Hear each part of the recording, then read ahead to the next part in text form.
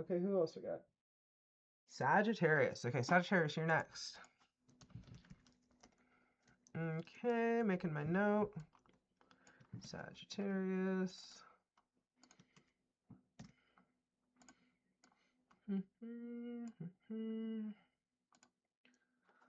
Awesome. What's up, everyone? Hey, my name is Daniela, Purple Star Tarot. I am your cosmic cleric and your astrology dice diviner. I am doing readings for all zodiac signs around this full moon in Capricorn energy, starting off the July 2026, as well as being a little, about a few days into the Cancer season. So, what I do is I do what I call cosmic casting, AstroTarot readings. So with that, I use astrology dice and I use tarot cards to get some information, some energies being revealed. Okay, so roll the dice. First thing that I look at with the dice, we have three of them. One of them is the planet, then we have the zodiac sign, and we have the astrology house. So the first one that we're looking at is the planet. The planet tells us the situation at hand. Okay, so that's Mars energy. Situation at hand is for you to tap into your fire. Okay, because Sagittarius, you're a fire sign, okay? But you're also linked to Jupiter energy. So this is telling you to hold on to that optimism for expansion and growth, but this time that we're going to be taking it to more of a leadership role with the situation, okay? Because Mars is about action, about drive, it's about passion, it's about going after what it is that you need to in this situation. We'll check out what the situation is, but first we'll look at the Mars card. Motion, okay? Motion. So when it comes to action, it's like when it comes to the situation is like we're in this full moon energy still, and that is all about like really getting clarity on what is going on in your life and really seeing what it is that you need to release, because we all got goals. You're building towards something. So I'd say look back to the beginning of the year, um, where we were in Capricorn season, and now we're in Capricorn and full moon, and think about what you've been building on, what you've been planning, what you've been wanting to do, and really recognizing how far you've come. And then also consider what foundation you've been creating for the future. Okay, so if you know that there's some action that you need to take, this is telling you motion. Take that motion to get towards it, and then what's the action towards that? Like motion, action, drive, leadership. Okay, that's the situation. But the actions and the feelings behind that is really analyzing. Okay, because that's what Virgo is. Virgo energy is I analyze, I digesting, and being able to really look at the actions you've been taking, and like I'm like feeling like accountant wise, like really looking at all the actions you've been taking towards this goal, and really looking then at what can I show for that. Are you able to show something for that? Are you able to harvest something from the actions you've been taking? And um, and the last one that we're looking at tells us where in your life this is taking place. And this is taking place in your eighth house. So eighth house related to Scorpio energy. It's like kind of feels like there's been stuff piling up that you are needing to get rid of. So this is having you actually look at all of the stuff that you've been accumulating through your adventures and see, oh, maybe you went on a shopping spree. That's what's coming to my mind. Like really looking at where did I buy this thing? Where did this come from? What is this going on? Like, um, and the reason I'm asking all these questions is because this card literally says mystery. It's like, where did I get the skull from? It's a mystery. Okay, like, but really looking at all of the, but not just physical things, also habits, um, anything that you've acquired throughout this year. habits, items, ideas, thoughts, um, emotions.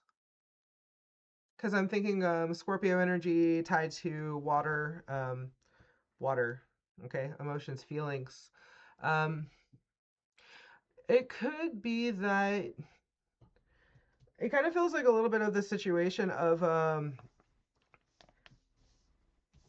because Mars is fire, passionate, that you are very passionate and you like to go on adventures, and when you go through things that you acquire these things from the people's places that you go. I'm thinking of that Dr. Seuss book, Oh, the Many Places We Will Go. I don't know why. Okay. Um, we'll look at tarot cards now. With tarot cards, I'm going to look at the first three on top, and then I look at the three cards that are on the bottom, and that gives me the full story to see like how we're able to look at these energies and offer some guidance here. So, Five of Wands, Four of Wands, the Creator. Okay, so I got a Guess No card. Look at that fly. Oh my gosh, go away. Go away, buddy. Why are you here? So that's interesting is like the fly showed up in Scorpio reading and it's still here. I'm only talking about it because I know it's gonna be seen on the camera, but like gosh. Um but I really feel like that's like so something that's been bugging you, something that's been like throwing you off, and like it came out when I saw this creator card. So it's a yes no card. So yes is like, or that's a no card. So with a no card, it's like really saying there's something that you need to say no to. There's something that you need to release, and you know what it is. Let's see. So first, we're gonna look at the cards at the top. The cards at the top that came out are Five of Wands. Five of Wands is a card where five is being your number of change, okay? Wands being your fire energy. And this is really having to, whenever I see that, it's like inner cat, outer cat, okay? If you've watched my readings before, you've heard me say that with this deck. It's like, your higher self, your self that wants stability and sanity, is saying, okay, this is what we should be doing. But then the other, your earthly self, your body self, is like, oh, but I don't want to. So this is like debating with yourself of like what it is that you want. And the card to follow that up underneath was the Six of Pentacles. So six being a number of harmony, Pentacles being your earth energy, your stability. So I feel like this card is also related to like give and take, family, the connections that you have around you. So this is kind of having you look at, do I want this harmony in my life or do I like chaos? Do I like adventure in my life? Or is adventure going to end if I change um, my what I'm hiding in the closet? Because that's also mysteries. What I need to purge, what I don't need to purge. Okay, but the card that's in the middle is like really showing. Okay, this card traditionally in the tarot decks is like would be a card of like marriage, but this is like union, connections. Four being that number of stability, wands being your fire, passion. The words on here are creativity, union, and freedom. So I feel like this is like looking at your sense of life right now and really kind of weighing out as much as I'm giving to things, am I getting that back? Is this really feeding into my stability? Those are kind of the questions to ask for yourself. But also really feeling into your emotional side, because Nine of Cups is what's coming underneath. Nine of Cups is like wish fulfillment, being optimistic, being joyful of the good things that you're manifesting. But I feel like part of this is like passionate, like you um I kind of feel like this situation is having you look at what you do in the daytime, what you do in the nighttime, what you're divided about. Because I kind of feel like, because I see two in this card, I see two people in this card, and then this card there's two people. That's your card actually. Temperance card came out, Sagittarius. Is that for you to really trust your intuition and really know, okay, what does this look like long term? Do I want to keep my spiritual and my earth self divided, which your spiritual side can be your chaos side, that can be your creative side, that is that, because that's what is not the grounded side.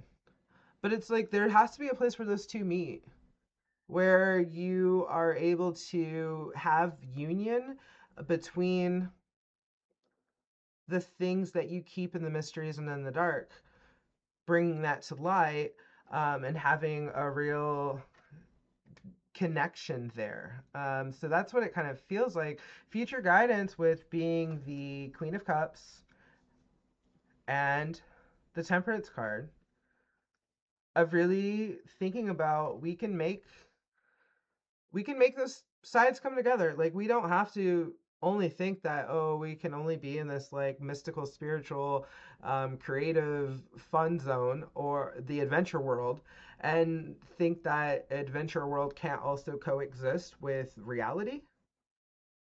That's what I'm feeling. That this debate, this disconnection. It's like the debate starts inside, and then connecting with other people, that you're able to, but there is definitely something that you need to say no to. And what I'm seeing is that there's lots of rainbows on this card as well as this card. So it's like I think that something you're giving more into does not look like it's going to give you stability long term. So that's where the decision has to be made. Or it doesn't have to be made. I mean, you have free will, but it's like what's going to be more healing long term? Thinking about that. Okay. Okay, so I'm going to get one last card from the other tarot deck so we can get a final guidance for you, Sagittarius. Sagittarius, final word of guidance.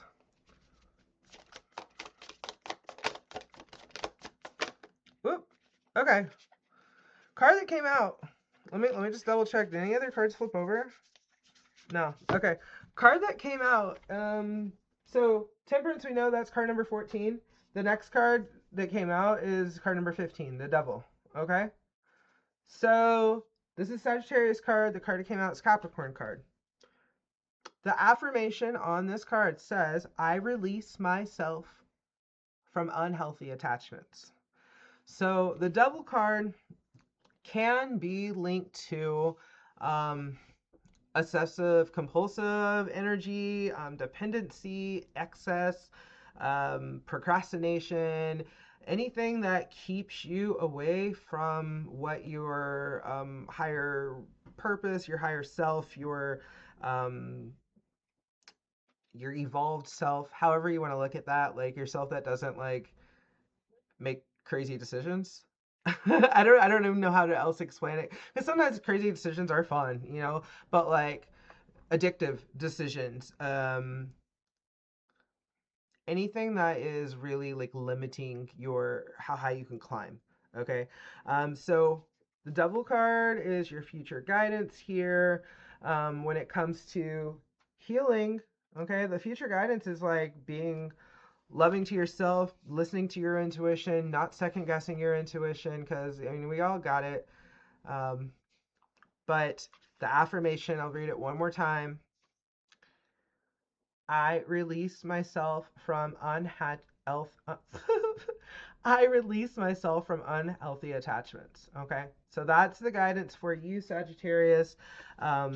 Whatever that has been distracting yourself, that's been helping you turn off your intuition,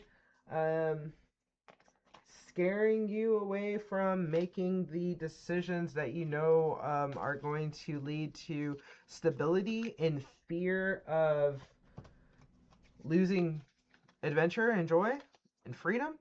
I think that's the big message there. Looking at the stereotype archetypes for Sagittarius. Okay, so that was the message for you.